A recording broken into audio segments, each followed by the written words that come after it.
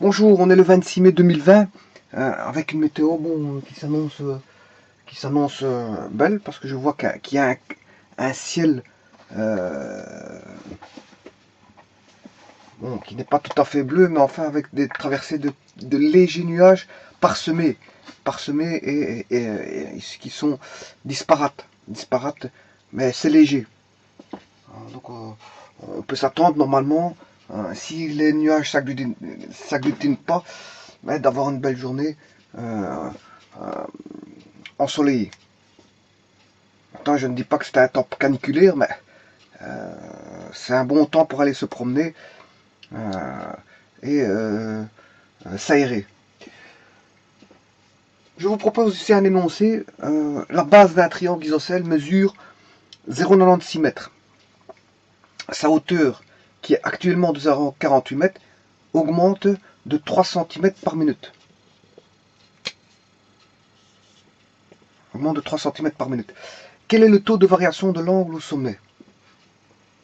Quel est le taux de variation de l'angle au sommet?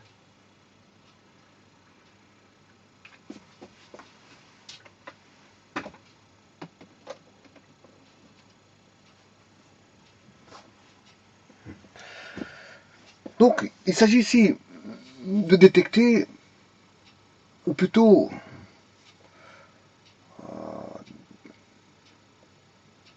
de distinguer dans quel cadre de traitement on va évoluer. Dans quel cadre de traitement on va évoluer. En d'autres termes, dans quel domaine se place-t-on? Dans quel domaine se place-t-on? Mais l'analyse, d'après l'analyse, on a en possession un triangle. Je vous rappelle que les triangles, bon, il y a différents types de triangles. Le triangle, c'est une figure, comme tout le monde le sait, triangle, trois angles. Qui dit trois angles, dit trois côtés. Le côté AB, le côté BC et le côté AC. Donc, qui dit triangle, dit trois côtés, trois angles. Alors ça, c'est par définition d'un triangle, c'est une figure fermée. Alors ici, bien sûr, on est en géométrie euclidienne. On n'est pas en géométrie de surface incurvée où on dessinerait une espèce de triangle et qui serait incurvé, ça n'a rien à voir. Ici, on est vraiment en géométrie plane. Vraiment la plane, donc géométrie euclidienne. En géométrie euclidienne, aussi bien que la somme des angles fait 180 degrés. La somme des angles dans un triangle fait 180 degrés. Pour i égale à 1 jusque n égale 3. Bon, donc elle est alpha 1, alpha 2, alpha 3. Dans la géométrie euclidienne, le triangle fait toujours 180 degrés. Donc, ce que l'on sait jusqu'à présent en analysant l'énoncé, on a un triangle. La base d'un triangle isocèle mesure 0,96 m. Sa hauteur, qui est actuellement de 0,48 m, augmente de 3 cm par minute. Quel est le taux de variation de l'angle au sommet? Donc, on a affaire à un triangle. Donc, on a affaire à une figure de trois côtés, trois angles. Je vous rappelle que déjà ici, on a deux unités. On a deux unités. On a les unités de longueur et on a les unités d'angle. Les unités d'angle sont le degré, degré, minute, seconde, degré, minute, seconde. Et les unités de longueur sont dans le système physique MKSA, je vais prendre celui-là, c'est le mètre. C'est le mètre. Donc les unités de longueur, c'est le mètre. Bon, maintenant, quand vous travaillez sur feuille de papier, vous pouvez travailler en centimètres. Ça, c'est logique. Hein. Mais ici, on a affaire à des triangles qui mesurent 0,96 mètres et 0,48 mètres. Autant dire qu'on a presque un mètre, et là, presque un demi-mètre. C'est-à-dire qu'on va dessiner ceci à l'échelle. Puisque on ne va pas dessiner sur une feuille de papier qui mesure une vingtaine de centimètres, un mètre dans 20 cm, c'est pas possible. On ne sait pas dessiner 1 mètre dans 20 cm. Donc qu'est-ce qu'on fait? Ben, on dessine le 1 mètre, on va le dessiner plus petit à l'échelle. On va le faire 20 fois plus petit pour pouvoir l'incorporer dans une feuille. On aura l'échelle 1/20e. Voilà. Donc en fait, on va réduire cette distance-là pour le dessiner sur une feuille de papier et bien sûr avoir sa représentation sur une feuille de papier. Mais l'unité de longueur, c'est toujours le mètre. Bien on peut dessiner en centimètres et répertorier en centimètres. On peut répertorier un triangle qui fait 5 cm, 3 cm, 2 cm, mais l'unité physique de longueur, ça reste le mètre. Ça a été décidé comme ça, que l'unité principale de longueur, dans le système international, pour qu'il soit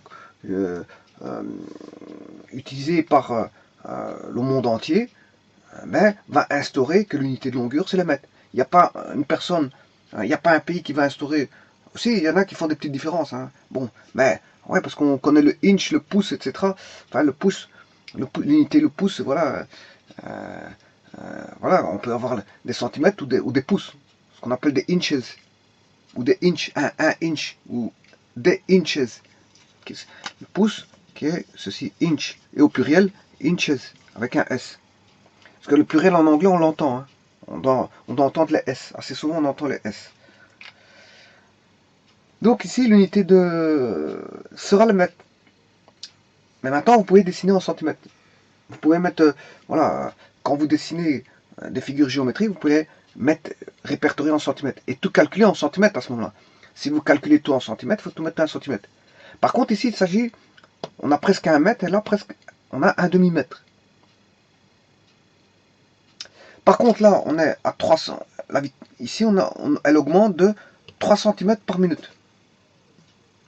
Donc, vous voyez qu'ici, déjà, il y a quelque chose qui ne va pas. Au niveau des unités, il faut tout normaliser. Normaliser, et ici, je vais normaliser tout en mètres. Voilà. Alors, jusqu'à présent, je n'ai parlé que de triangles et d'unités de longueur et d'angle. Je vous rappelle que les unités de longueur, si vous dessinez sur un papier, on mesure avec une latte. Les unités de longueur sur une latte, sur une feuille de papier, se mesurent avec une latte. Les unités de longueur sur une feuille de papier se mesurent avec une latte. Voilà. Donc on a un instrument pour mesurer les unités de longueur sur papier. Les unités d'angle sur papier se mesurent avec un rapporteur d'angle. Donc on sait on sait faire des mesures sur papier de forme géométrique. On sait mesurer les angles et les longueurs de segments. Voilà, donc on serait tenté de croire que jusqu'à présent les mathématiques dans un espace euclidien utilisent les unités de longueur, puisque dans un espace euclidien on a la distance est définie, donc on sait mesurer les distances, donc ça se mesure en unités de longueur. Mais comme on est dans un espace euclidien, on peut mesurer les angles. On sait mesurer le produit scalaire, donc on sait mesurer les angles. Et les angles se mesurent avec des degrés. Maintenant, si vous avez des courbes, voilà, là on aura des rayons. Des rayons, on aura voilà, si vous avez un cercle, par exemple, on mesurera en radians. Plutôt que de mesurer en angle, on va mesurer des arcs. Plutôt que de mesurer des degrés, on va mesurer des arcs en radians. Les unités, voilà, et l'unité d'arc est le radian. Donc l'unité d'angle plan, c'est le degré, et l'unité d'arc plan, c'est le radian. On est dans un plan ici. Hein. On est dans un plan. Voilà, ce qui veut dire que pour l'instant, qu'est-ce que j'ai? J'ai l'espace euclidien.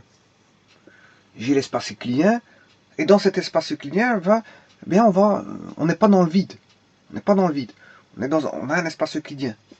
Et je dirais ici, on est dans un plan. Le plan ici, le plan fait partie de l'espace euclidien. On est dans un plan, on travaille dans un plan, parce qu'on a un triangle ici. On n'a pas une pyramide, on n'a pas une sphère, on n'a pas un cylindre, ou Voilà, on n'a pas un parallélépipède rectangle, ni quoi aux caisses, on a un triangle. Un triangle est une figure du plan, est une figure plane. Une figure plane. Bien sûr, une figure du plan de, voilà, de l'espace euclidien, où il y a défini une distance, la distance est définie, où on a le produit scalaire qui est défini. Donc on peut dessiner des segments, et on peut dessiner l'écartement entre deux segments, par exemple, pour avoir un angle. Donc jusqu'à présent, ben, on serait tenté de croire qu'on a affaire à un problème mathématique. Jusqu'à présent. Jusqu'à présent, on est tenté de croire qu'on a un problème mathématique. Donc la base d'un triangle isocèle, bon maintenant, on a analysé qu'on avait un espace euclidien pour lequel on avait un triangle, mais ce triangle est isocèle. Alors, les triangles, il y a différents types de triangles. On catégorise les triangles par des caractéristiques qui définissent un type de triangle. Je prends par exemple un cas de figure, ce triangle-ci, A, B, C, est un triangle rectangle, provenant d'un rectangle qu'on a divisé en deux. Rectangle parce qu'il possède un angle droit. Je vous rappelle que la somme des angles dans un triangle fait 180 degrés. Mais comme ici on a un angle droit, eh bien 180 degrés alpha plus bêta fait 180 degrés moins un angle connu, qui est toujours 90 hein, ici, voilà, moins un angle droit, qui est 90, ce qui veut dire que alpha plus bêta fait 90 degrés. Donc ce qui veut dire que alpha et bêta sont complémentaires. Complémentaires parce que leur somme fait 90. Ça veut dire que connaissant alpha ou bêta, ben on s'est retrouvé par exemple bêta qui vaut 90 moins alpha. C'est-à-dire que si il y en a un qui fait 20 degrés, mais l'autre fait 70. S'il y en a un qui fait 30, l'autre il fait 60, parce que la somme des deux fait 90. Voilà, donc on a déjà ici une particularité, c'est un triangle rectangle. Ça, c'est les caractéristiques des triangles en géométrie plane. Maintenant, on peut avoir un triangle qui a un angle comme ceci, supérieur à l'angle droit. Voilà. A, B, C. Là, on a ce qu'on appelle un triangle qui est ouvert. Ouvert, c'est un triangle obtusangle. Parce qu'on a un angle supérieur à 90. Un angle supérieur à 90. S'il est supérieur à 90, on aurait 120, 130, 140, voilà, etc. Bien sûr, pas 180, parce que sinon 180, vous avez une ligne. Je veux dire, si vous avez 180 degrés, vous avez une ligne. Voilà, il peut pas, voilà, 180 degrés, c'est un triangle spécial qui est, voilà, c'est une ligne. Donc évitez le 180 degrés. Donc un angle supérieur à 180, bien sûr, je dirais même entre 180 et 90. Entre 90 et 180. Parce que si maintenant le triangle, on fait ceci, voilà, voilà. Ici, si j'ai un angle supérieur à 180, mais je retombe sur un autre triangle, hein, qu'on doit mettre de l'autre côté, parce que je ne peux pas refermer. Ici, ces deux-là, ces deux extrémités, je ne peux pas les refermer de ce côté-là. Donc, je suis obligé de le fermer de ce côté-là. Si je dépasse ceci, je le fais tourner. Je vais mettre A, je vais mettre le B ici. Le C est ici. Supposons que je fasse grandir l'angle du segment AB. Enfin, le segment AB, je l'écarte. Mais si j'arrive à 180, j'ai une ligne. Mais si je le dépasse, ben, on ne sait pas refermer de C vers A. Ce que je peux faire, c'est uniquement fermer de A à C. Donc on revient à un angle ici, donc un triangle de cette forme-là. Donc bien sûr, l'angle est compris entre 180, 90 et 180 pour l'obtusangle. Mais à l'inverse, on peut avoir un triangle comme ceci.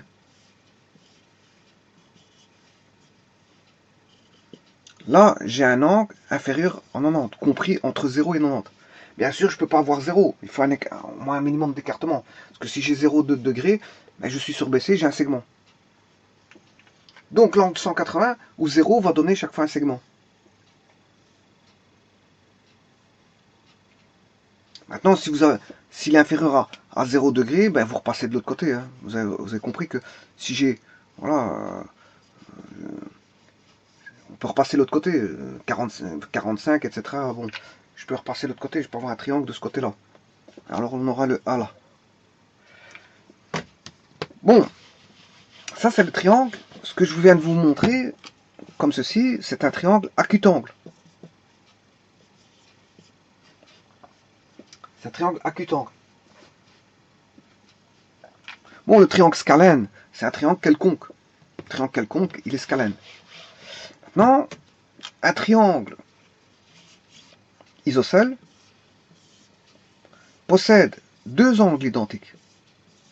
Alors, les possibilités d'angles identiques, on a trois angles. Comment peut-on former des angles identiques avec trois angles? Mais j'ai soit deux angles identiques, deux angles égaux, ou tout simplement trois angles égaux, et rien de plus. Soit les angles sont tous différents, hein, les angles, ils sont tous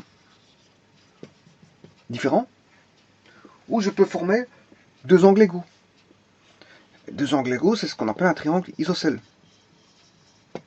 Ou je peux avoir trois angles égaux.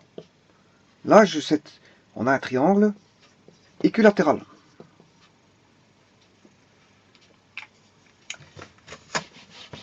Ceci étant dit, on va prendre un triangle qui a deux angles égaux. A, B, C. Déjà, ici, la somme des angles fait 180.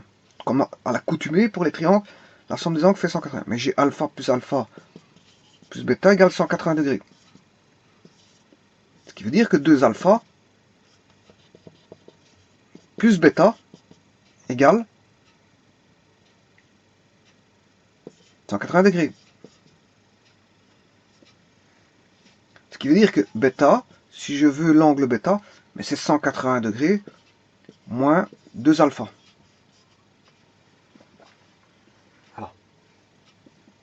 Et ça, quand on a deux angles égaux, ben, on a d'office deux côtés égaux. C'est ce qu'on appelle un triangle isocèle. Un triangle isocèle possède deux angles égaux et par là même deux côtés égaux.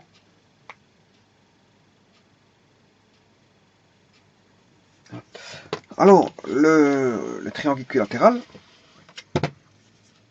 on a trois angles égaux.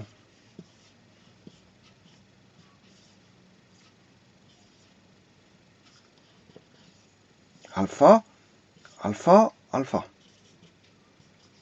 Ce qui veut dire qu'ici, alpha plus alpha égale 180. 3 alpha égale 180 degrés. Alpha égale 180 degrés divisé par 3. Et on a un angle constant ici.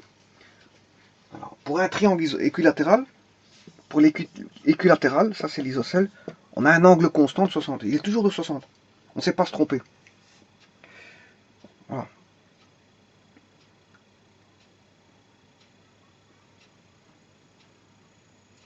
Maintenant,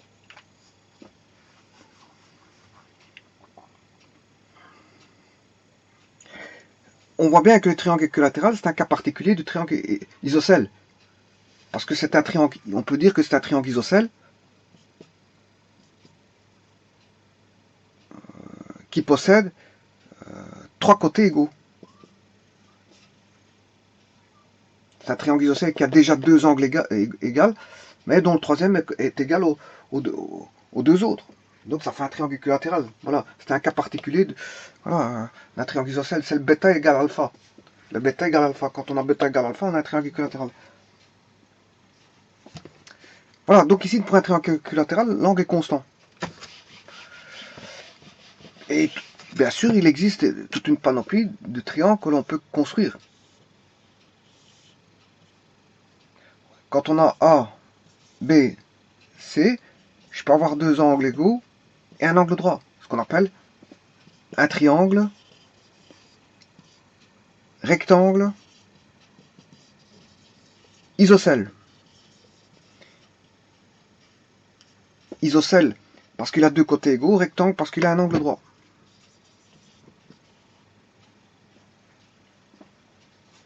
Et tout ça, ce sont les particularités des triangles en géométrie euclidienne, en géométrie plane. Donc ici, on a affaire à un triangle isocèle. Voilà. Donc on a affaire à un triangle isocèle. On sait bien qu'on a un triangle qui fait ceci. Voilà. Et on a alpha, alpha et bêta. Voilà. Alors, sa hauteur qui est actuellement de 0,48 m augmente de 3 cm par minute. On parle de hauteur.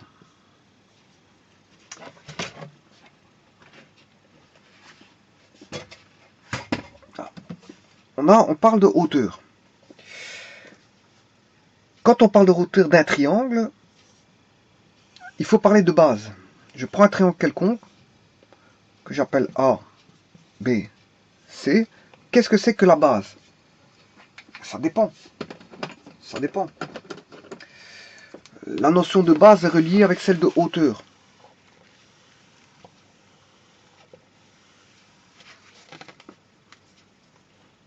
Supposons que BC soit la base.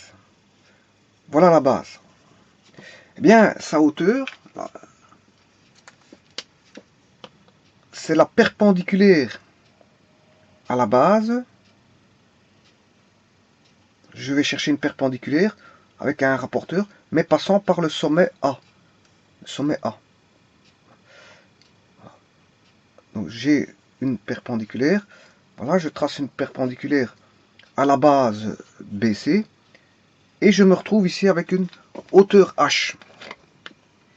La hauteur H est de la base au... Voilà, ça c'est la hauteur issue de la base CB ou BC. C'est la hauteur issue de la base BC.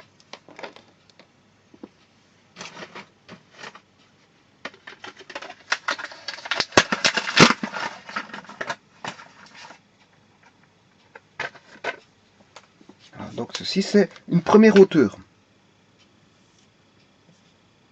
C'est une première hauteur. Et bien sûr la surface du triangle, si je veux connaître la surface du triangle en centimètres carrés ou en unité de surface, c'est la base BC fois la hauteur H1, que je vais appeler H1 ici, sur 2, base fois hauteur sur 2. Mais c'est la base BC ici, fois sa hauteur. Je vais rechercher une autre, hauteur. Mais comme j'ai trois côtés, je peux avoir la possibilité de construire trois bases, puisque j'ai la possibilité de construire trois hauteurs. Construisons la hauteur issue de AB. Pour ça, on va rechercher la perpendiculaire au segment AB, passant par le sommet C.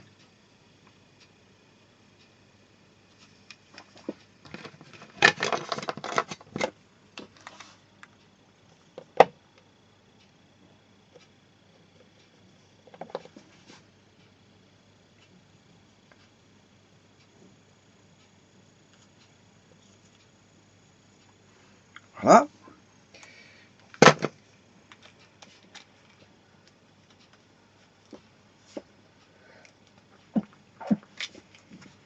Ici, on a la seconde hauteur, H2, issue de AB. Donc, la surface du triangle, c'est aussi AB fois la hauteur divisée par 2. Mais c'est la hauteur H2, hein, issue de la base AB. Et ces deux valeurs de surface sont les mêmes. Il n'y a aucun problème. Vous allez trouver les mêmes valeurs. Les mêmes valeurs.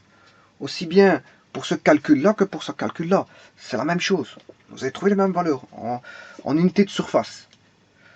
Alors, la troisième base, ben, c'est AC. faire AC, je prends la perpendiculaire à AC passant par B. Bien sûr, les hauteurs se concourent en un point. Voilà, les hauteurs concourent en un même point. Voilà. Et là, j'ai la troisième hauteur, vous aurez deviné, qui est de AC jusqu'au sommet. La distance de AC, du segment AC jusqu'au sommet. Alors, on a le triangle, enfin la surface du triangle, qui vaut, ouais, ici pour ne pas éviter pour éviter des confusions, je vais faire diviser par 2, pour éviter des confusions avec le 2 qui... Voilà, c'est divisé par 2. Et la troisième, c'est la distance AC, la distance du segment AC, fois H3, le tout divisé par 2, et ces trois surfaces sont égales. Voilà, donc on a 3 bases et 3 surfaces. Et justement ici, il parle de hauteur. Il parle de hauteur, il donne une mesure à cette hauteur. Mais on en fait un triangle isocèle. Bon, maintenant, voyons voir pour un triangle isocèle.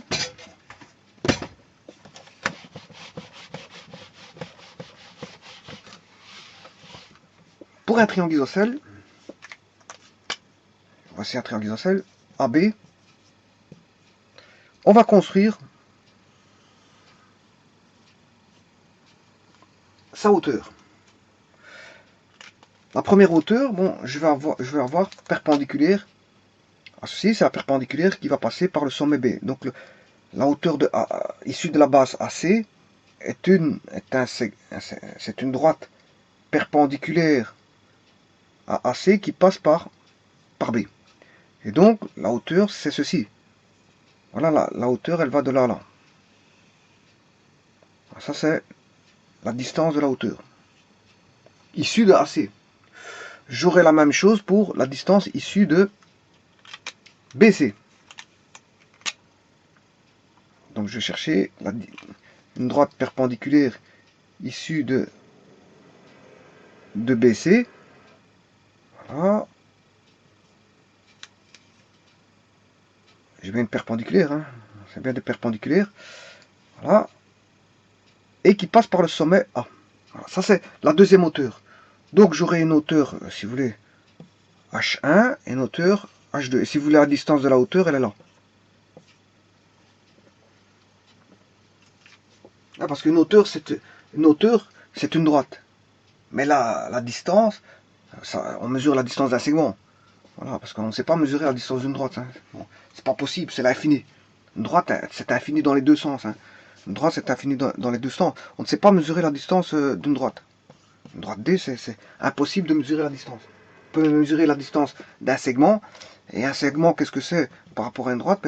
C'est un sous-ensemble de la droite. C'est un sous-ensemble de points. Voilà. Là, j'ai la droite ici. Et là, j'ai un segment. J'ai fait une division. C'est une division de la droite. Un segment, c'est une partie. C'est une partie de la droite. Donc, AB, on va dire que AB est inclus, le segment AB est inclus dans D. Mais on peut dire aussi là, AB appartient à la droite. Hein. On peut dire aussi AB appartient à la droite, comme AB est inclus à la droite. On peut dire ceci aussi. AB, on dira plutôt, parce que un point A appartient à une droite. Voilà. Mais là, on a un ensemble de points. Hein. Donc, je dirais plutôt, là, comme on a un singleton, là, on a un ensemble. On a un ensemble qui contient des points dans un ensemble qui contient des points. Donc, on a un ensemble qui est inclus.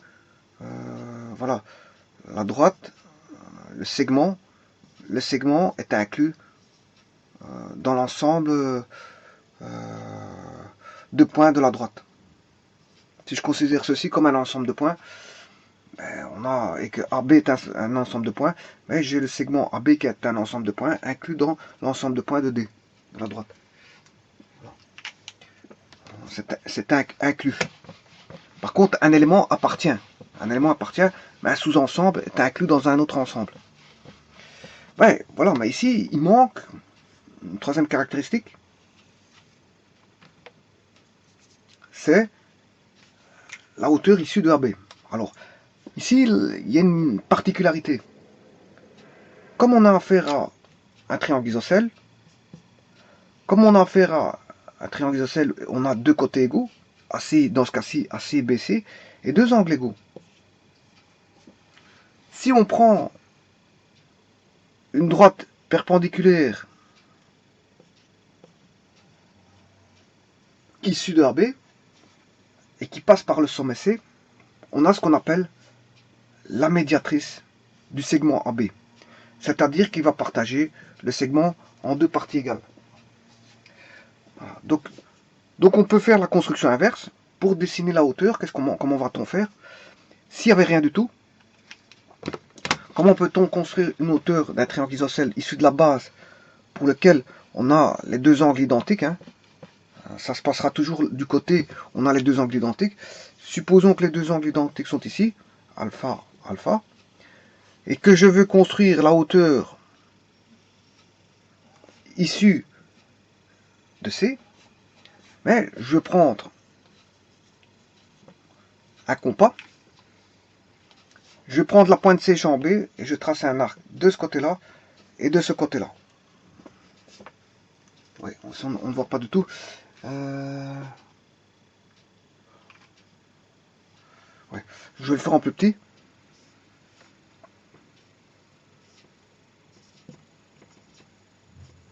Voilà, vous prenez la pointe sèche de votre compas ici et vous faites un arc. Comme ceci. Et dans l'autre sens, bien sûr. Comme ça. Voilà. Puis vous reprenez, sans écarter l'écartement du compas, vous mettez la pointe sèche en A et vous tracez comme ceci. Bien sûr, bien tenir, bien garder. Ici, je ne sais pas trop bien le faire, mais enfin voilà. Ici, vous gardez l'écartement et vous faites. Et normalement, ça doit se croiser quelque part. Ça doit se croiser si vous avez pris un grand écartement au-delà de la moitié. Au-delà de la moitié du milieu. Voilà. Si vous avez pris un écartement au-delà de la moitié, ben, ils vont se toucher. Si vous avez pris un petit écartement en dessous de la moitié, ben, ils vont pas se toucher. Et là, à ce moment, vous tracez, bien sûr, ici je l'ai mal fait. Hein. Bon, on aura ceci, vous aurez quelque chose comme ça. Et là, vous reliez les intersections des deux arcs. Et vous aurez directement la médiatrice et donc la médiatrice et donc la hauteur. La hauteur d'un triangle isocèle donc peut se construire par la médiatrice. Du côté, c'est le segment où il y a les deux angles égaux. Hein. Bien sûr, c'est le segment où on se trouve les deux angles égaux, c'est-à-dire A possède l'angle A et l'angle B. Eh bien, l'angle A est égal à l'angle B, égal alpha. Voilà. Ceci étant dit, avant de commencer le traitement du problème, j'ai une dernière chose. Quand vous faites ceci, vous partagez ici en deux.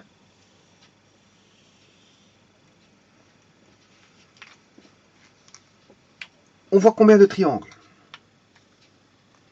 Bien, il y a le grand triangle ici. Il y a le triangle A. Ici, je vais mettre M pour milieu. On voit le triangle AC. Et la hauteur a divisé le triangle ABC. La hauteur H. A, ou si vous voulez, pour éviter de mettre une lettre ici, c'est la hauteur MC. Voilà. La hauteur CM, bon, a divisé le triangle ABC en deux petits triangles, qui est le triangle AMC, AMC, et le triangle BMC. Alors, comment est-il celui-là? Il est isocèle. Et celui-là, il est rectangle. Et celui-là, il est rectangle. Tiens, tiens. C'est très bien ça. Je dirais même que c'est magnifique. Parce que faire apparaître une hauteur, comme le stipule ici le problème, faire apparaître une hauteur, c'est faire apparaître des triangles rectangles. Ouais, mais ça va au-delà de ça. Qui dit triangle rectangle dit trigonométrie du triangle rectangle. Donc on sera en plein dans la trigonométrie. On sera en plein dans la trigonométrie ici. Donc vous voyez qu'on est passé de la géométrie plane à un autre domaine des mathématiques qui est la trigonométrie. Donc on va passer de la géométrie plane à la trigonométrie. Voilà. Ceci étant dit, il faut en tenir compte pour ce problème-ci. Revenons maintenant à l'énoncé. Qu'est-ce qu'on a en possession? On a la base d'un triangle isocèle mesure 0,96 mètres. On va construire ça. La base d'un triangle isocèle mesure 0,96. Donc c'est la base vaut 0,96 mètres. Voilà, là, on va mettre la base que je vais appeler AB. Donc 0,96 mètres. Et j'écris sa cote. Ça c'est la base. Oui, autre chose. Dans un triangle rectangle, la hauteur, une des hauteurs est ici. Hein. Ouais, parce qu'on aura une hauteur comme ceci. Une seconde hauteur qui sera celle-ci. Voilà, la seconde hauteur va passer sur un des côtés. Alors, ici, on aura une perpendiculaire ici. Voilà, il y aura une hauteur qui est comme ceci. En fait, les deux des côtés forment les hauteurs pour les triangles rectangles. Hein. Voilà, ça j'ai oublié de vous dire, mais bon, c'est un cas particulier. Les hauteurs sont sur deux hauteurs sont sur les côtés. Puisque c'est une perpendiculaire,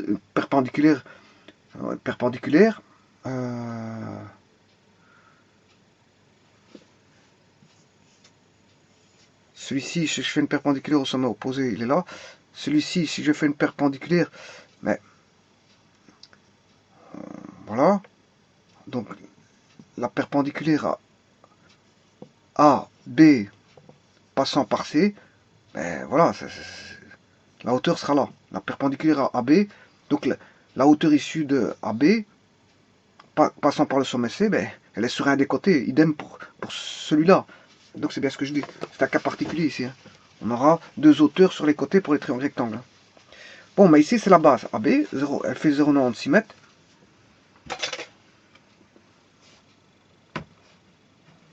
La base d'un triangle isocèle mesure 0,96 mètres. Sa hauteur qui est actuellement de 0,48 mètres. Sa hauteur qui est actuellement de 0,48 mètres. Bah, on va mettre 0,48 mètres. Alors, c'est un triangle isocèle, on le sait. Donc, on construit, comme je vous ai dit, la médiatrice, hein, comme je vous ai dit. Mais ce qu'il y a, c'est que on remarque, ça il faut le remarquer, c'est que qu'il y a la différence entre 0,96 et 0,48. Vous voyez que c'est la moitié. Hein. Voilà, c'est la moitié. Donc, ça veut dire que ceci ici, je vais le remettre là. La distance ici, avec un compas. Vous prenez un compas, vous tracez un arc, et vous aurez le C. Voilà. Et là, on a la hauteur de 0,48 mètres. Voilà. Donc, c'est une hauteur comme ceci. Bon, alors maintenant, ce que je vais faire, sachant cela, on va le redessiner sans trop encombrer, parce que j'aurai besoin de faire des calculs. Hein. Donc, je vais essayer de trouver de la place pour l'écriture, pour ne pas encombrer voilà, le dessin. Alors, la hauteur, qui est ici, je vais l'appeler H. Ah, je vais l'appeler H.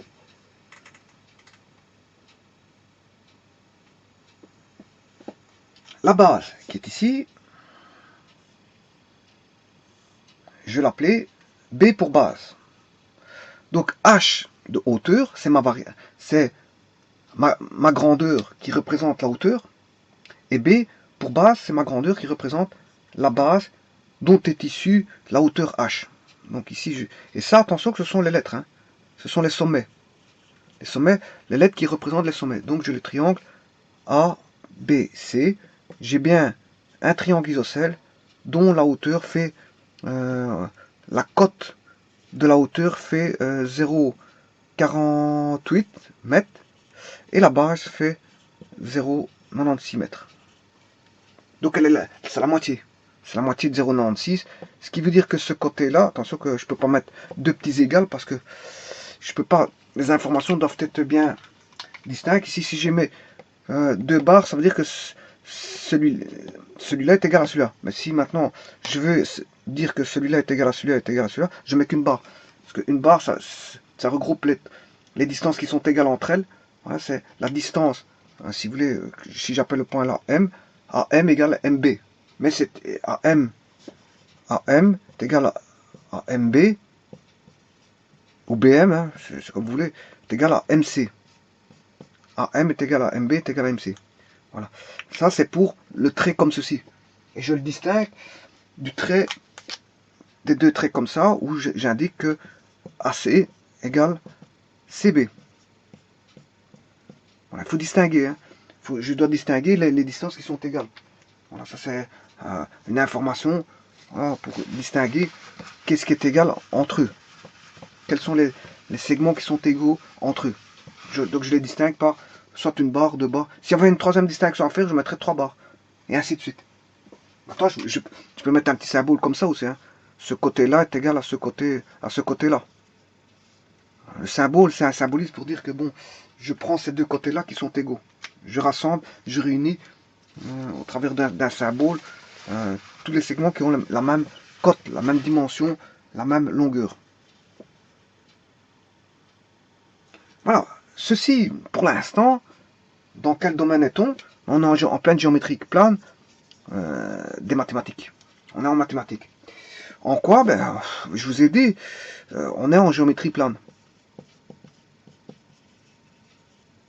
Mais on va se situer pour les besoins du calcul en trigonométrie, bien sûr. Donc, on va faire un voyage de la géométrie plane vers la trigonométrie pour faire des petits calculs. Bon, maintenant, est-ce vrai tout ça? Bon, est-on à 100% en mathématiques ici? Mais continuons à lire le problème. Donc la base d'un triangle isocèle mesure 0,96 mètres. C'est une caractéristique géométrique. Donc c'est de on est bien en géométrie plane. Ici on fait de la géométrie plane. On est dans un espace euclidien et pas dans un autre espace où je vous dis on a des formes dans tous les sens. Voilà, ou courbé, hein. On peut être dans un espace courbé, dans un espace non courbé, peu importe. On est en géométrie plane, point. Sa hauteur qui est actuellement de 0,40 mètres augmente de 3 cm par minute. Ah, voilà que vient s'introduire une notion de centimètres par minute. Une notion de centimètres par minute. Bon, elle augmente de centimètres par minute. Et on se pose la question, quel est le taux de variation de l'angle au sommet? Alors, tout d'abord, qui fait 3 cm par... qui augmente? Le sujet, c'est qui? Qui est-ce qui augmente? Pour trouver le sujet, c'est qui est-ce qui augmente de 3 cm par minute? Mais il s'agit de la hauteur. Sa hauteur qui est actuellement de 0,48 mètres. Quand on dit sa hauteur est actuellement de 0,48 mètres, ça veut dire que en un temps, maintenant, présentement ou actuellement, à ce temps-ci, un temps t0, mais on a cette hauteur-là. C'est ce que ça veut dire.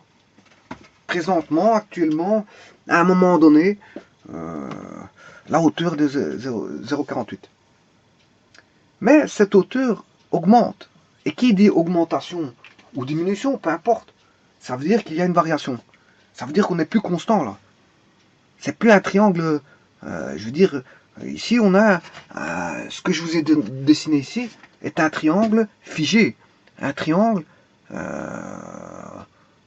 bien sûr, Je vous rappelle que la géométrie plane, et c'est justement ça qui va faire passer dans un autre domaine. Ici, on est en plein mathématique.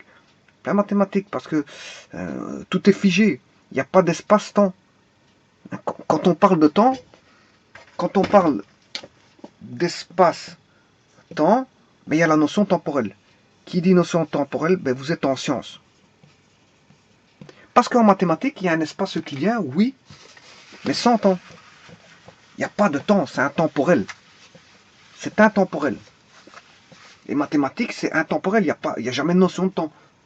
Quand on fait de la géométrie des démonstrations, il n'y a pas d'évolution par rapport au temps de ces démonstrations mathématiques. C'est intemporel. Il y a un espace euclidien, oui, doté d'une distance, d'un produit scalaire, tout ce que vous voulez, avec des caractéristiques, avec des figures planes ou non planes, ou courbées, ou peu importe, on s'en fout. Mais il n'y a pas de temps. Il n'y a pas de temps, il n'y a pas de temps.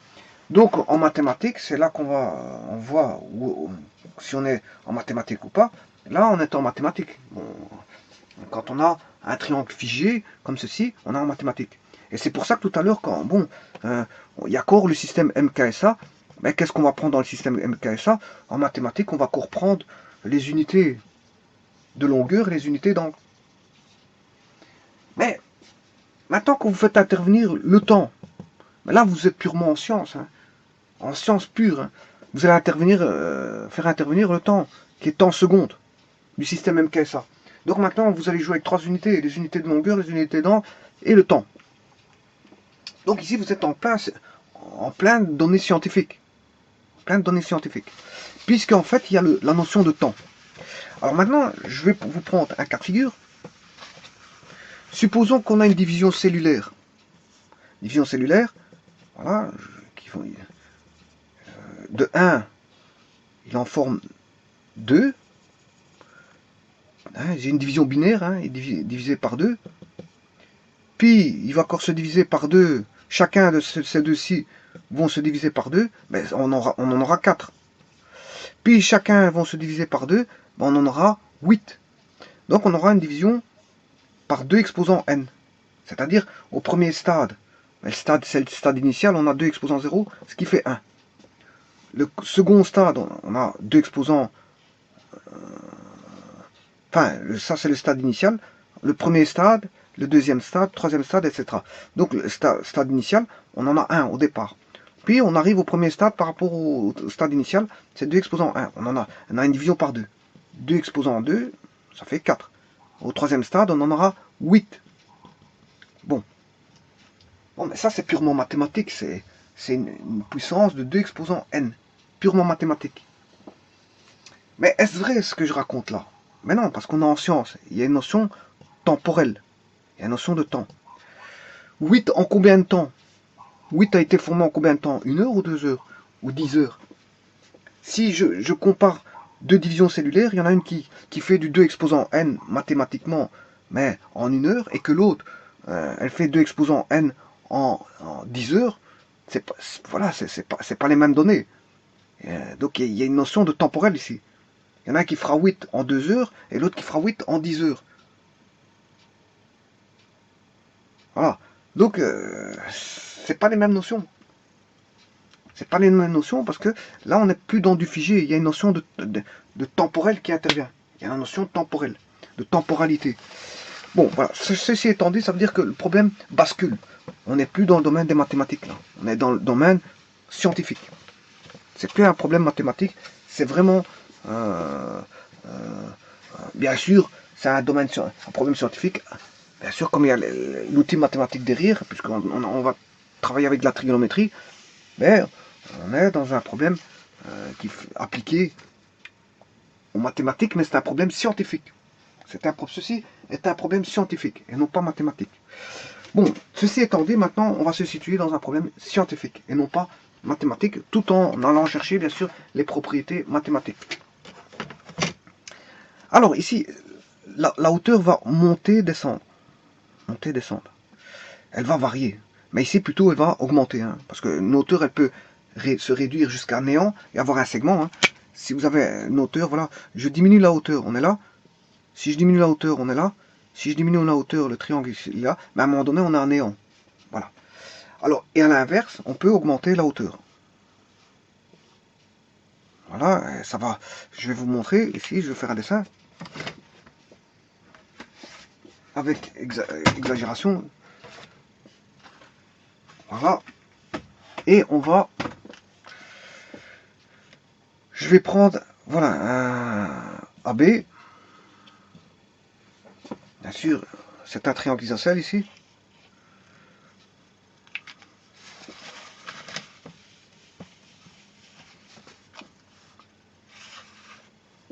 Je vais prendre le milieu ici. Et on va faire ceci.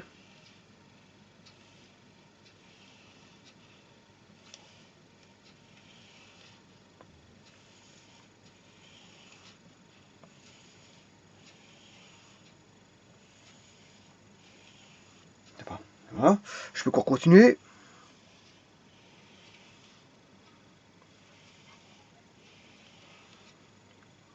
Voilà. Alors, la première constatation de ceci, c'est quoi? La constatation, c'est que l'angle ici, il est beaucoup plus grand que celui-ci. Ça veut dire que quand la hauteur ici, la hauteur, elle est variable. Elle est variable. On a une hauteur variable. Variable en fonction de quoi? Ben, du temps. Elle est variable en fonction du temps. Et je dirais même que la hauteur va monter quand le temps va évoluer. Et alors, quelle est cette avancée d'augmentation? Cette avancée d'augmentation de 3 cm par minute.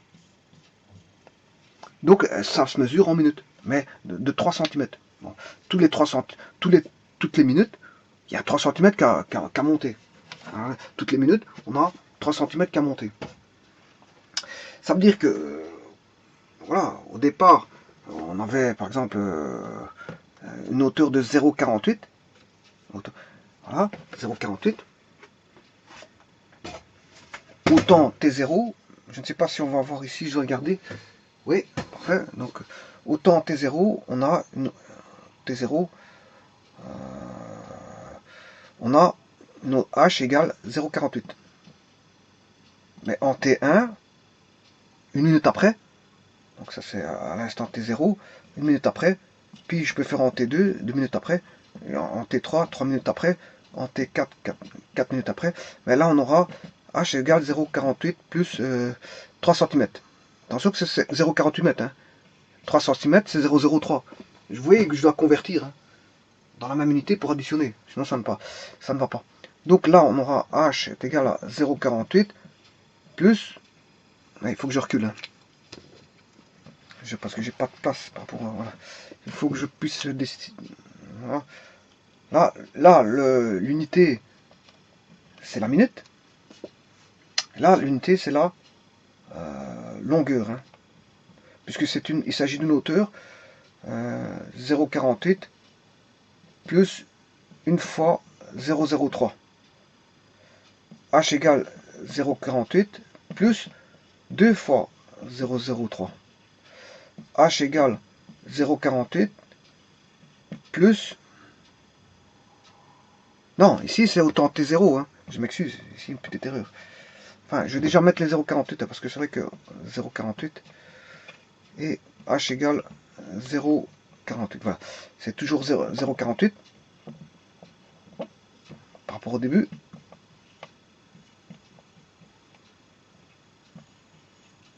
Voilà, donc ici c'est notre premier triangle figé, 0,48. Puis après on a une fois 0,03 plus 2 fois 0,03 plus 3 fois 0,03 plus 4 fois 0,03.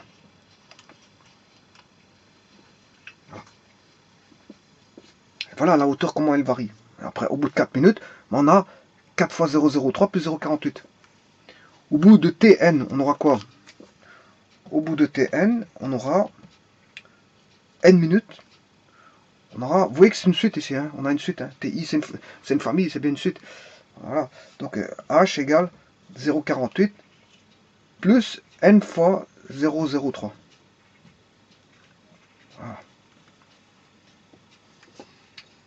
Donc on sait connaître à l'instant n de combien on aura la hauteur. Bon maintenant, que que dit-on? Elle croît de 3 cm par minute. Quel est le taux de variation de l'angle au sommet? Oui, je vous ai dit que h, c'est la hauteur qui va dépendre en fonction du temps. Et quand la hauteur va augmenter, quand le temps augmente, plus le temps augmente et plus la hauteur augmente. Plus le temps augmente et plus la hauteur augmente. Mais quand la hauteur augmente, il y a une variation de l'angle. L'angle va varier aussi. Pas de la même allure que la hauteur, fatalement. Parce que je vais vous donner la formule pour arriver à la relation qui existe entre la hauteur ici. On a une variation qui est, voilà, un taux de variation qui est constant ici. Et un taux de variation constant, il croît de 0,03 par minute. Mais l'autre ne sera pas de la même allure que ça, d'office, parce que vous allez voir que c'est une fonction trigonométrique qui va relier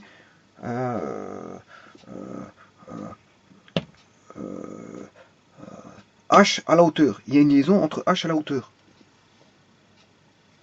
Donc quand h va augmenter, mais l'angle bêta va diminuer.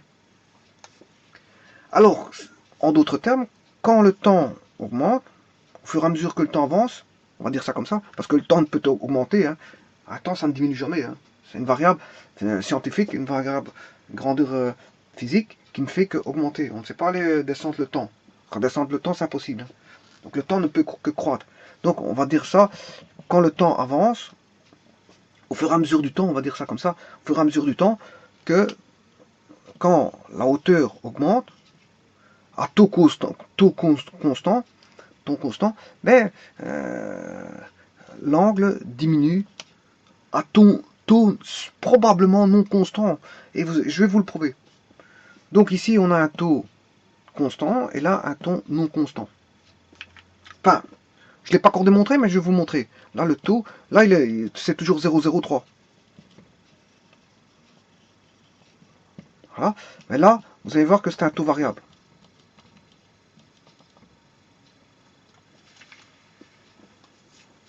C'est un taux variable. Alors, voyons voir d'abord ceci.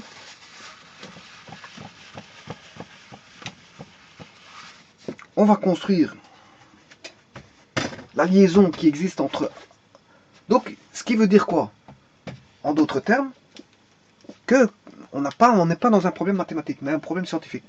Et ça veut dire que ici, la hauteur n'est pas figée, elle n'est que figée au départ, en t égale 0. Là, elle est figée.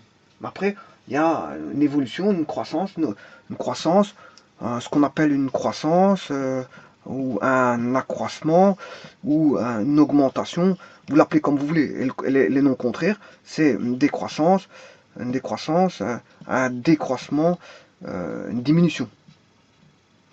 Voilà. Donc, et qu'est-ce qui va croître, toi? Qu'est-ce qui va croître? C'est la hauteur. Qu'est-ce qui va subir en liaison avec la hauteur? Qu'est-ce qui va subir un décroissement? Mais c'est l'angle bêta au sommet. C'est l'angle au sommet. L'angle au sommet va varier. Voilà. Donc pendant qu'il y en a un qui augmente, l'autre diminue. Mais il faut caractériser l'opposition. Comment peut-on opposer l'un par rapport à l'autre? Mais à l'aide de signes. Les signes en mathématiques permettent, je veux dire, de caractériser des oppositions. Et on va, si ils sont de signes opposés, supposons que je considère celui-ci en augmentation positive, eh bien, ça veut dire que celui-ci est en négatif. Mais conventionnellement, une augmentation, c'est positif. Donc, ça veut dire que, si l'autre, si l'un est considéré conventionnellement positif parce qu'il croit, mais en décroissance, il sera considéré par un signe opposé qui est négatif. Maintenant, on aurait pu faire ça, mais on ne le fait jamais. Si on considère que lui est négatif, ça veut dire que lui est positif. Mais on ne fait jamais ça, parce que l'accroissement, on le considère comme étant une variation positive. Donc si on a une variation positive en accroissement, on aura un décroissement ici négatif. Donc vous comprendrez qu'ici, c'est une histoire d'accroissement, décroissement. Et accroissement, décroissement, par rapport à quoi? Ça s'accroît par rapport à quoi? Mais ça s'accroît, la longueur s'accroît par rapport au temps, hein. Donc ce qui veut dire qu'on a une fonction h de t. h de t qui va induire une variation de bêta, mais bêta de t. Et bêta est lié à h. Et c'est maintenant, je vais vous prouver, enfin, via la trigonométrie, je vais vous montrer le lien entre bêta et h. Alors, voyons voir. Pour ça, je vous ai dit qu'ici, on a en géométrie. On a en géométrie. Alors, on va aller rechercher des outils de calcul en trigonométrie. Pour ça, je vais prendre le triangle rectangle MBC, qui est un triangle rectangle. Et là, je peux faire intervenir la trigonométrie, sans aucun problème. Et je peux trouver le lien entre H et l'angle ici. Attention qu'ici, c'est bêta. Hein. Le tout fait bêta. Mais si je fais intervenir l'angle là, ben, c'est la moitié, c'est bêta demi. L'angle ici, l'angle total au sommet fait bêta, mais si je divise le triangle en deux, j'ai bêta demi. J'ai deux triangles ici, j'aurai deux triangles isocèles, hein, parce que MC vaut 0,48. MB, c'est la moitié de 0,96, ça fait 0,48. Donc on aura un triangle rectangle isocèle.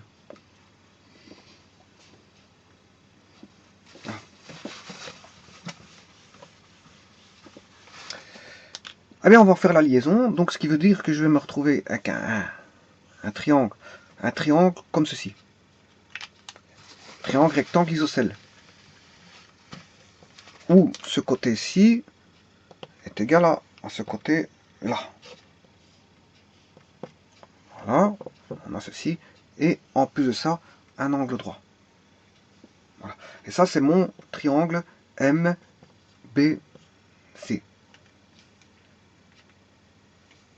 Voilà. Alors, on va rechercher, ici on a bêta demi. Bêta demi. Voilà. Là, ça c'est B, c'est tout ceci, AB, c'est la base. Donc ici, j'ai la base divisée par 2. Bon, B, c'est les données de départ. Je vais tout me relier aux données de départ. Bêta, c'est l'angle de départ. Donc c'est pour ça que je fais juste bêta divisé par 2. C'est l'angle de départ divisé par 2. B, c'est la base de départ. Mais comme je l'ai divisé par 2, c'est la base divisée par 2. Voilà. Alors, la hauteur H, c'est toujours H, mais H de T. Parce que T est variable en fonction du temps. Et bêta, bien sûr, ce sera bêta de T. Et je vais rechercher la liaison entre bêta et H. Bêta et H. Voilà. Alors, on a un triangle rectangle ici. On a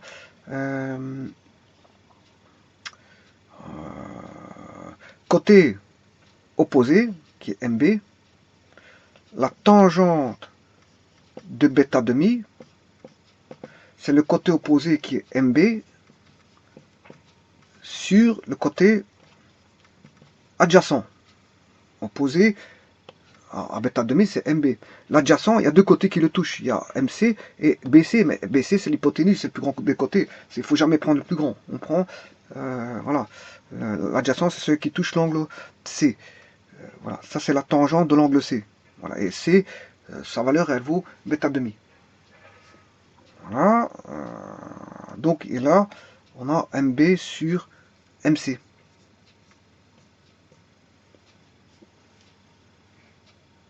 Bon, mais que vaut MB?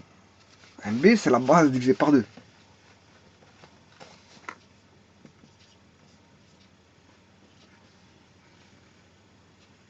Que vaut MC? MC, c'est H de T.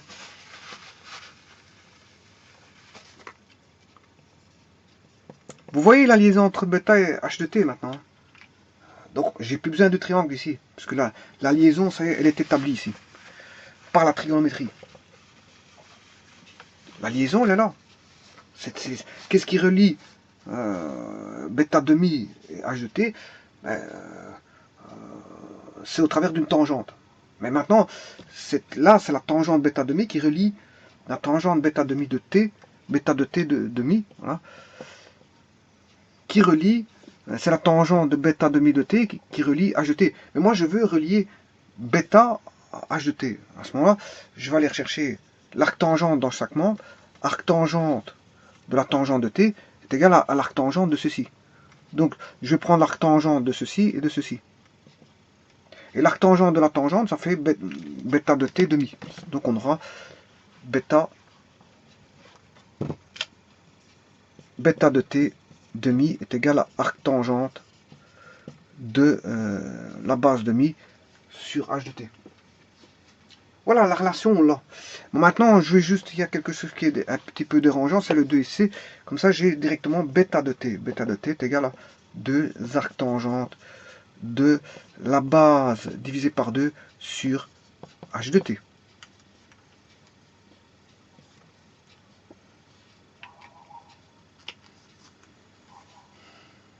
Bon, et ceci, vous comprendrez qu'est-ce que c'est. On retourne ici, donc la base ici, elle fait 0,96 divisé par 2, 0,48. Là, c'est en fonction de h de t. Bêta de t est dépendant de h de t.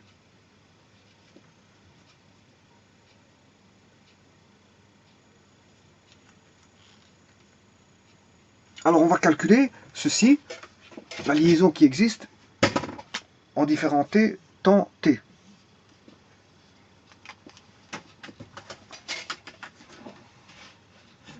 Je vais rechercher mon petit tableau ici et on va calculer comment on va évoluer cet angle bêta en fonction de maintenant j'ai une liaison entre bêta de t et h de t. Voilà. J'ai une liaison qui lie les bêta et h de t. Donc comme j'ai déjà fait un tableau ici, on va continuer ce tableau et on va aller rechercher bêta de t.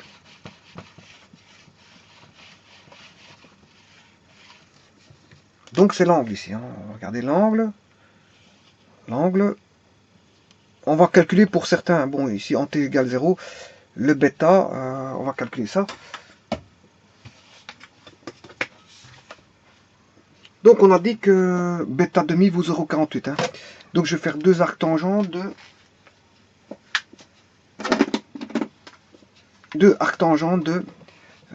la base, elle vaut 0,48. Et le h au temps t égale 0, je vais calculer au temps t égale 0, ça fait 0,48. Au temps t égale 0, j'ai 0,48.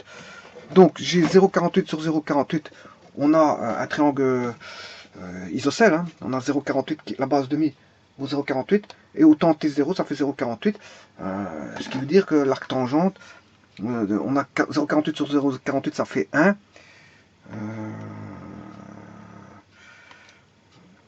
Et on a bien sûr 45 degrés, parce que c'est un triangle isocèle. C'est un triangle isocèle.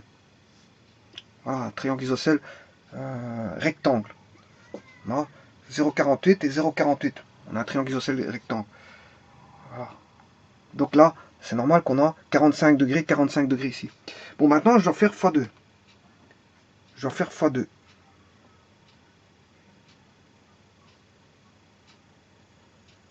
x2 parce que je cherche bêta. Hein. 45 c'est ici, mais le bêta, x2, l'angle total, x2, ça fait 90. Donc là, j'ai un triangle rectangle. Ah oui, on a un triangle, ici on a un triangle rectangle. Ici. Bêta vaut 90 degrés. C'est normal parce que j'ai 0,48, 0,48, on a 45. Donc si on a 45 ici, ben on a 90 ici. Voilà. Donc ici, on a un bêta fait 90. Bêta fait 90. Voilà. Le bêta fait 90 degrés.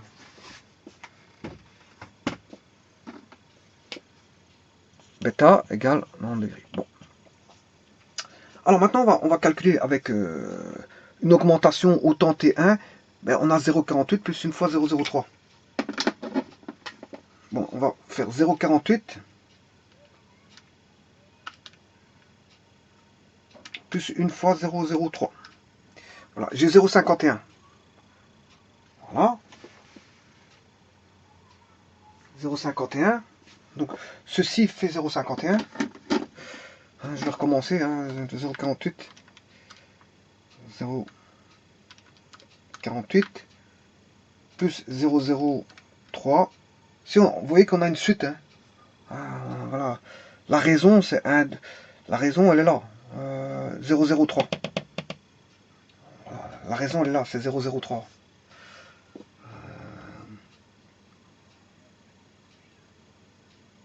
Donc on a une suite arithmétique.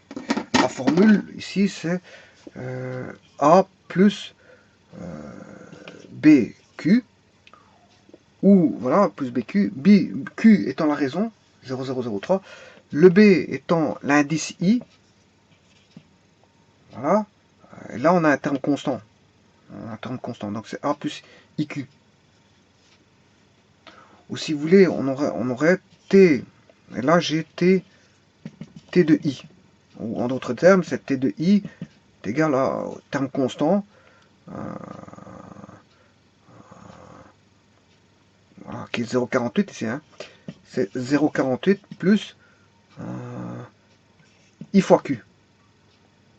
Voilà. Où Q est la raison.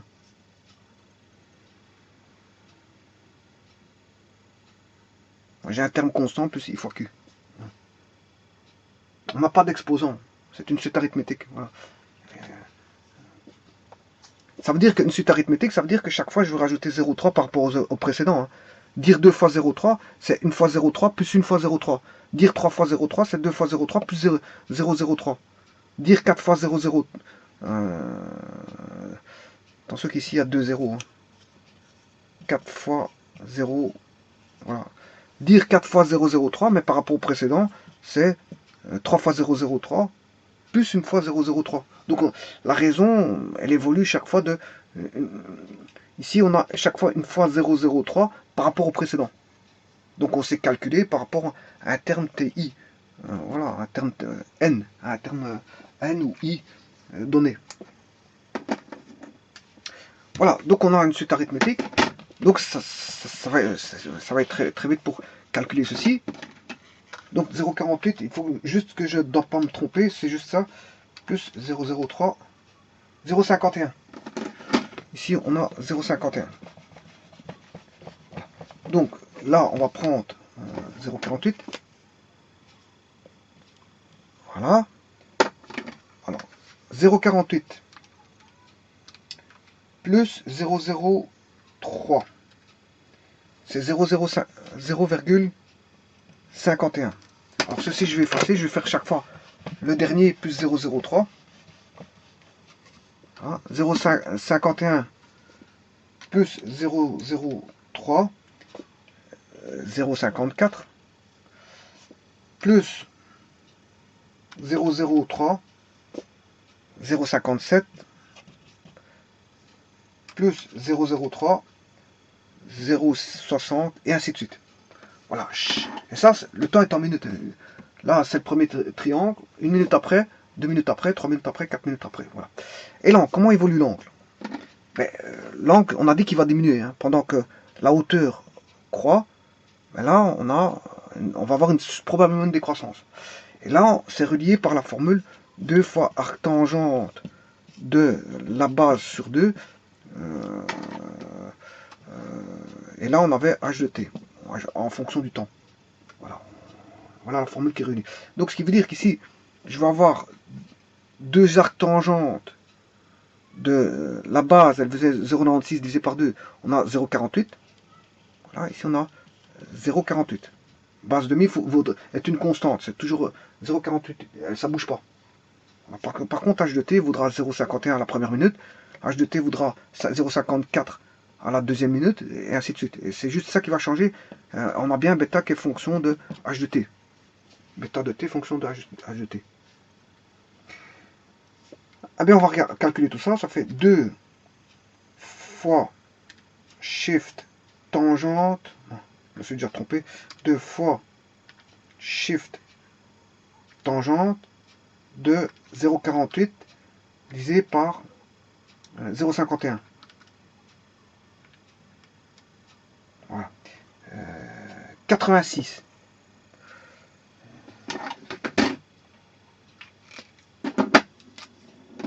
86,52. Bon, ça, on va dire 53. 86,53. On va mettre bêta égale 86,53 degrés. Le suivant, je vais remonter, changer, essayer de changer. Non, ça va pas. Donc 2 fois Shift tangente de 0,48 divisé par 0,54. 83,26.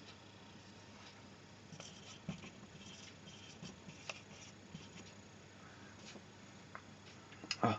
Le suivant, 2 fois Shift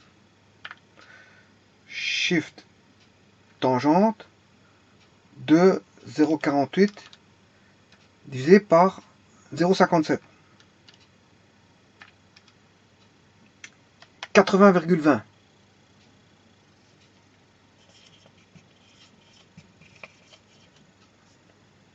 Deux fois Shift tangente de 0,48 divisé par 0,60.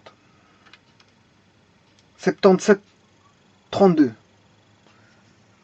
Bêta égale 77,32. Voilà. Vous voyez que ça décroît. 90, 86, 83, ça décroît. Pendant que l'angle augmente, voilà, ici, l'angle, pendant que la hauteur augmente, l'angle diminue.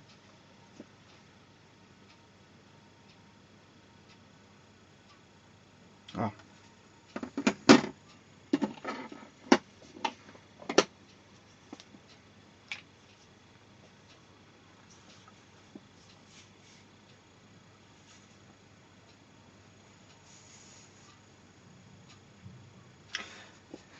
Mais on va regarder, ici il augmente de manière constante, hein, 0,03, 0,03, c'est chaque fois 0,03.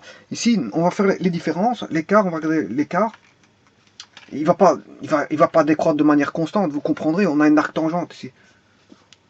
Autant ici on a une droite, bon, ici c'est une droite, hein, quand je vous ai marqué A, quand on écrit ceci,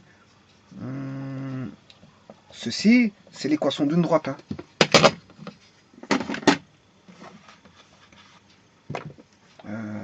Tn égale n, voilà. Autant n, on a quoi? H égale 0,48 qui est constant, plus n fois 0,03. Voilà. Là, on a une droite. Donc déjà, le taux d'accroissement ici, il va être constant. Hein. Le taux d'accroissement va être constant. Voilà, le taux d'accroissement, il va être constant. Voilà. Le taux d'accroissement, c'est des deltas. C'est des deltas. Alors, on parle en termes d'accroissement, delta, voilà, delta H. Delta H. Mais ici, je vais me situer en instantané. Et quand on se situe en instantané, on a un accroissement instantané. Ce n'est pas un accroissement moyen. Et donc, quand on parle d'accroissement instantané, vous comprendrez que ça va être les dérivés. Hein. Voilà. Et donc ici, on a une fonction linéaire. Bon, si je dérive ceci, j'ai une constante. Là, j'ai une fonction tangente. Si je dérive ceci, j'ai pas une constante. Hein. J'ai pas de constante si je dérive ceci. Donc c'est normal qu'ici, le décroissement ne va pas se faire de manière, je veux dire, constante. Moins 86,53. 3,47. 3,47 pour aller de là à là. 86,53.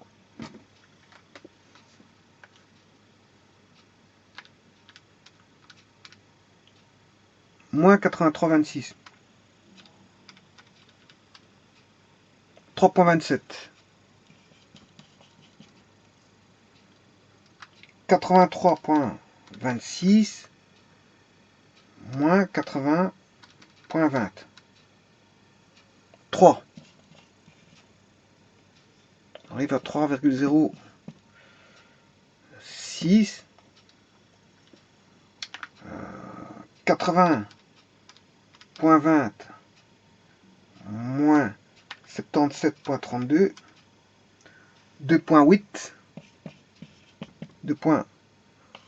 88, et ainsi de suite. Là, on a un décroissement. Là, on a des deltas, hein, c'est des deltas, voilà. Ici, le delta, il est de 0,03, pendant que ce delta-ci n'est pas le même. Hein. Voilà, les écarts ici et ici ne sont pas le même. Là, on a chaque fois un écart croissant, delta. Là, on a un écart delta qui est décroissant. Voilà. Mais maintenant, revenons à notre problème. Donc, on sait bien qu'on a la base d'un triangle qui est isocèle, ça a été traité, 0,96 mètres. Sa hauteur qui est actuellement de 0,48 mètres, mais qui varie de 3 cm par minute, la hauteur monte de 3 cm. Donc, qu'est-ce que c'est que ce 3 cm minute? Ça veut dire qu'on a un temps, là. On a un temps. 3 cm par minute, c'est un temps. C'est une augmentation par rapport au temps. Et une augmentation par rapport au temps, c'est ce qu'on appelle une vitesse. Et quel type de vitesse? Parce qu'il y a une vitesse moyenne et une vitesse instantanée. Ici, c'est une vitesse instantanée. Un instant T. Donc, qui dit vitesse instantanée, on ne parle pas de delta. Ça, c'est pour les taux de variation moyens. Voilà, mais là, on parle de dérivée par rapport au temps que ceci. Là, on a un accroissement ou décroissement instantané, alors que quand vous écrivez ceci, delta x par exemple, là c'est un accroissement moyen. Un accroissement moyen, et là on a une variation instantanée. C'est pas la même chose, les interprétations c'est pas la même chose. Ici, on va voir la tangente. On aura la tangente. Ah, ça correspond à la tangente, on a un point. On a un point bien précis. Ça, c'est la tangente en un point. Donc, ça va donner... on a une vitesse, ce qu'on appelle une vitesse. Quand ça fait intervenir la notion de temps, on a une vitesse. Et ici, c'est une vitesse instantanée. Ici, quel est le taux de variation de l'angle au sommet? Eh bien, pour calculer le taux de variation, il faut aller chercher cette fonction-ci. Et ce qu'on demande, c'est la vitesse. Le taux instantané, la variation instantanée de l'angle par rapport à H. Donc on recherche, si vous voulez, delta B sur delta T. C'est ça qu'on cherche. On cherche aussi. Voilà. Et ça, bien sûr, c'est bêta de T. C'est la dérivée par rapport à dt de l'expression ici. Ici, j'ai calculé par rapport à une arctangente ici. Hein, une arctangente. Donc on comprend que ici on a une droite. Là on a une droite. Mais si je dérive une droite, on a une constante, donc c'est un accroissement constant. Mais là, on n'a pas une droite, on a une arctangente. Donc fatalement, si je vais dériver la pente de l'arctangente en tout point, elle sera variable. En tout point de l'arctangente, elle est variable. On a une courbe variable. L'arctangente, c'est une fonction, je veux dire, voilà, qui fait une certaine allure. Et en tout point, l'arctangente n'est pas la même. On n'a pas une droite. Hein. C'est les droites qui ont des pentes constantes. Une arctangente n'a pas une pente constante. Hein. Voilà. Et c'est pour ça que là, on a des décroissements qui ne sont pas, je veux dire, les mêmes. C'est à cause que la variation instantanée n'est pas la même. Partout, en tout point. Si elle n'est pas la même partout, en tout point, fatalement, la décroissance ne sera pas... on aura une décroissance variable d'office. Hein.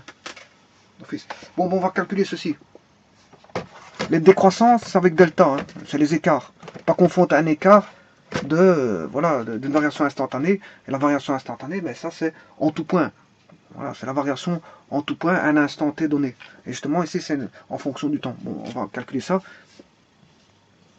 Deux arctangentes de B sur 2, le tout sur H de t. On va calculer la dérivée de ceci. Voilà. Sachant que, bien sûr, le D sur le DH de t sur dt est connu. Hein. La variation instantanée de h est connue parce qu'en fait, il vaut 0,03. Il s'accroît instantanément à un taux de 0,03. Donc, sa vitesse, c'est 0,03. Sa vitesse, c'est 0,03. Et en fait, c'est la pente. C'est la pente de la droite. C'est la pente de la droite. C'est le coefficient régulier de la droite. ça veut dire que ça augmente, voilà, avec une pente de 0,03. Par contre, là, c'est pas le bêta va varier en fonction d'une arc tangente. Elle sera pas constante, cette variation-là. C'est pas constante. Quand c'est une droite, c'est constante. Et la droite, c'était la hauteur. Voilà, la hauteur, elle était constante. Enfin, la variation était constante pour la droite. Alors, ici, on va mettre le 2 à l'extérieur, ici. Et on va calculer ceci, arc tangente de la base sur 2. Alors, là, on a arc tangente. Si vous voulez, c'est arc tangente. On peut identifier à V. Parce que là, j'ai une fonction, voilà, V. Le 2, il est en dehors. Hein. Arc tangente de V, prime, c'est V prime sur 1 plus V carré. Ça dérivé de l'arc tangente. V prime plus 1 plus V carré. Bon. On va développer ceci. Donc, si j'écris ici, en sachant que V ici, le V, c'est B demi sur H de T. Donc, est-ce qui veut dire que le V' vaudra B demi fois H-1 de T à dériver.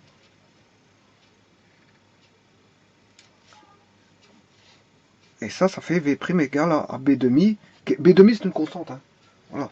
H-1 dérivé, ben, c'est moins 1 fois H moins 2 de T. Voilà. Voilà que vous V'. En fait, c'est X-1. Hein. X-1 dérivé, avec une constante hein, qui est devant. La constante, c'est B demi. Ben, ça fait moins Kx moins 2. Voilà ce qui fait moins K 1 sur X carré. Voilà, ce qui fait moins K sur X carré. C'est ce que ça veut dire. Il n'y a rien de compliqué là-dessus, c'est juste une dérivée de x ou exposant moins 1. Parce que h est une fonction de t, il faut bien que je dérive par rapport à la fonction h. Hein, parce qu'on dérive par rapport au temps. Et h est une fonction de t. H est une fonction de t. Il faut bien que voilà, je dérive par rapport à h. Hein. Bon, h est une fonction de t, il faut bien voilà, faire v'. Faire v', c'est faire la dérivée par rapport à t, c'est dv sur dt. Voilà, donc ça fait d sur dt de ceci. Et donc le v' là va devenir la dérivée de ceci. Voilà, et on trouve moins v' vaudra, le résultat c'est de tout ceci, dv sur dt. Voilà, ici c'est quand je dis v', dans ce cas-ci c'est dv sur dt. Hein. Voilà, dv sur dt.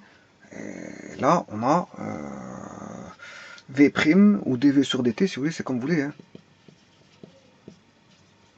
C'est égal à moins b demi sur h carré de t. Moins b demi, hein, c'est toutes des multiplications. Moins b demi, le moins je le mets devant, moins b demi fois h moins 2, je le fais descendre au dénominateur pour donner h carré. Voilà.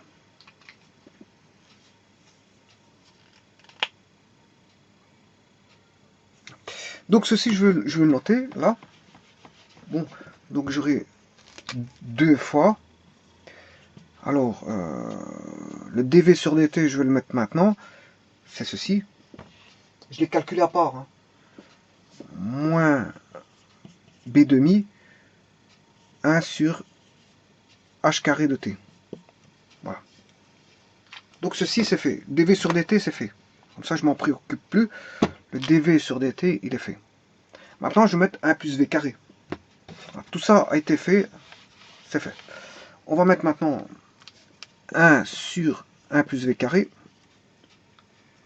sachant que le v, c'est ceci. Le v, c'est égal à b demi sur h de t. Voilà, donc je vais remplacer là-dedans par b demi sur h de t. Le v, je vais le remplacer par b demi bien sûr au carré sur h de t sur h de t. Bon, et maintenant je vais faire les simplifications qui s'imposent. J'ai un moins, enfin j'ai une division par 2 ici, ça va tomber. On a déjà ça. 1 fois 1, ça fait 1. On a déjà ça. Alors, est-ce que c'est bon en signe? Ben oui, j'ai une décroissance. Voilà, il est négatif, ça décroît. On a une décroissance, c'est parfait. On a bien, quand h de t va augmenter, on aura une décroissance, je veux dire, du taux de variation instantanée. Le taux de variation instantanée va décroître. Ça, c'est ça que ça veut dire. Bon, maintenant, je vais tout mettre ici au même dénominateur ici. Donc ici, j'aurai 1 plus b demi au carré.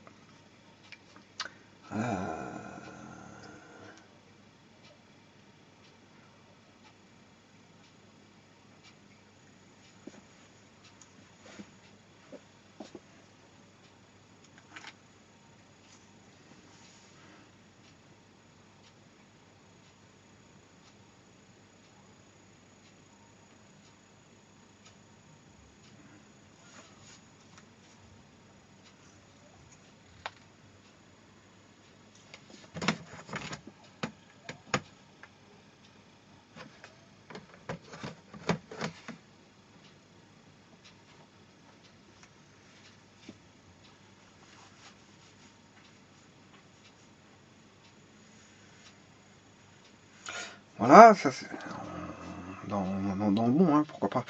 Donc ici, je vais faire traiter le... Donc le numérateur c'est moins b. Moins b fois 1, moins b. Moins b. Voilà. Alors maintenant je vais traiter le dénominateur.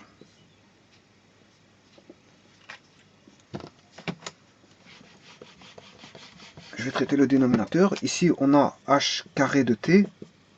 Et là on a 1 plus la base sur 2 au carré sur h de t au carré. Je vais mettre tout au même dénominateur ici. Donc j'aurai h de t carré. H de t au carré, le tout sur h de t carré. Et maintenant je peux simplifier ceci et ceci. Donc j'aurai ceci.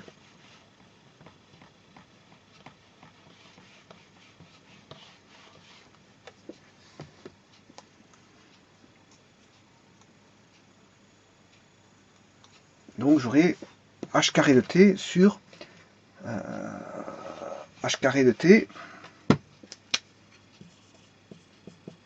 plus b demi au carré.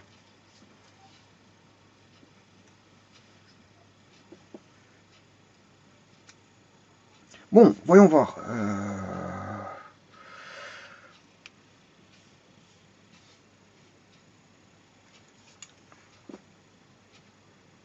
On va prendre pour t. Donc on est en train de calculer dB. Oui, et j'ai oublié quelque chose. Fois dh. Tout à l'heure j'ai oublié quelque chose, c'est fois dh sur dt bien sûr. Hein. Ouais, parce qu'il faut dériver h par rapport à t. J'ai oublié de dériver h par rapport à t. H par rapport à t. Voilà.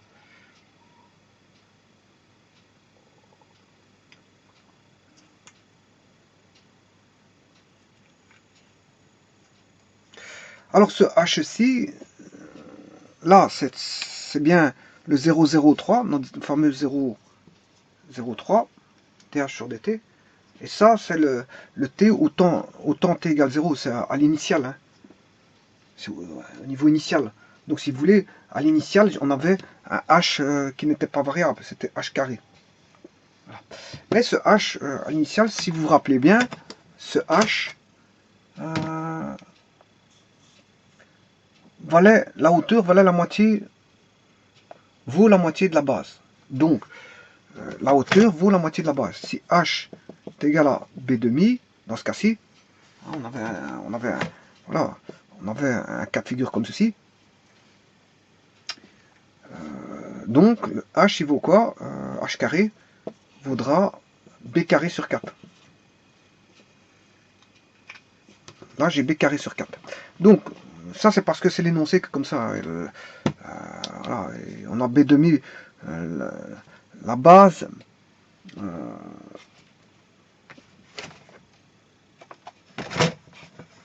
La base, la hauteur est la moitié de la base. La hauteur est la moitié de la base. La hauteur est la moitié de la base. Voilà. Et au carré, voilà. Et là, j'ai 2 fois b sur 2 au carré. J'ai 2 fois b sur 2 tout carré.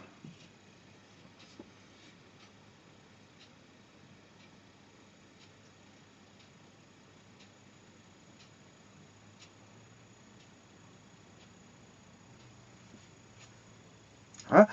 Alors là, on aura b carré sur 4. B carré sur 4. Je simplifie ces deux là, ça fait b carré sur 2. B carré sur 2. Alors ce 2 là va remonter ici, je vais faire x2. Voilà. Le moins est devant, donc on a moins 2 fois ceci. Moins 2 fois b sur b carré. Ce qui veut dire qu'on a moins 2 fois l'inverse de b fois dh fois dt. dh fois dt.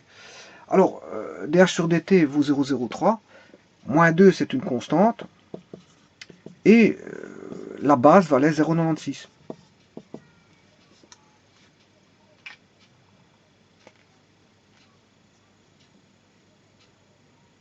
Ou si vous voulez, je peux faire ça. Hein. Bon, je peux retirer je peux faire ceci. Là, je vais me retrouver avec b demi. Ah, je peux faire ça. Voilà. Comme ça, j'ai 0,48 ici. En faisant ça, j'ai b demi fait 0,48. Voilà. Bien sûr, par rapport au temps. Hein. Et là, on a la vitesse. Je vais avoir la vitesse par rapport à la vitesse de décroissement de l'angle bêta par rapport au temps que je vais calculer.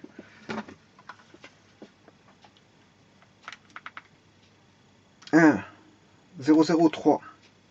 Oui, ici je peux encore faire une transformation. Une fois 0,03, c'est 0,03. 0,03 sur 0,48. 0,03 divisé par 0,48. 0,0625. 0,0625. Voilà, c'est 0, 0, moins, avec un moins bien sûr devant, moins 0,0625.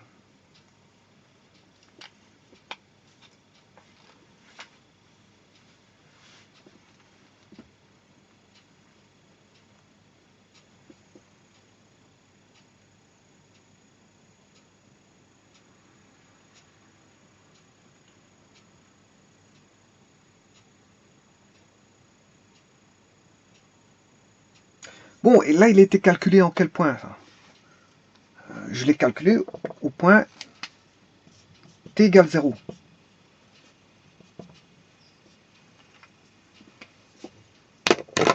Parce que le temps instantané se calcule en un point. Hein. Parce que c'est la tangente en un point, donc c'est en un point. C'est pour ça que h de t, j'ai pris au temps t égale 0.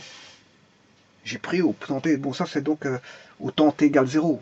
Je peux reprendre pour un autre point. Voilà, je peux reprendre pour un autre point. Si je reprends pour un autre point, le h de t va varier. Je peux remettre dans la formule de la dérivée ici, ici, là-dedans, enfin dans la dérivée ici, calculer en un point t donné.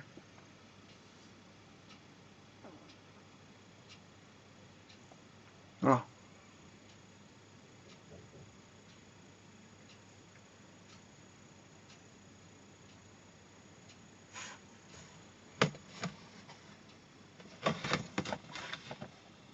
Donc ça, c'est en instantané, hein, c'est un taux de variation instantané. On a un point. On a un point, j'ai calculé pour t égale 0. Parce que le taux de variation instantanée est variable en fonction du point où vous allez calculer la vitesse. Hein. La vitesse, voilà, on n'a pas une vitesse constante en tout point. Hein. La courbe, si on a une courbe variable de l'arc tangente, en tout point de l'arc tangente, la pente, elle n'est pas la même. Donc voilà, elle n'évolue pas de la même manière partout. Donc, fatalement, il faut le calculer en un point. On calcule en un point. J'ai calculé ici pour t égale 0, c'est-à-dire que quand on avait en t égale 0, on a h qui vaut 0,48. Bon, voilà.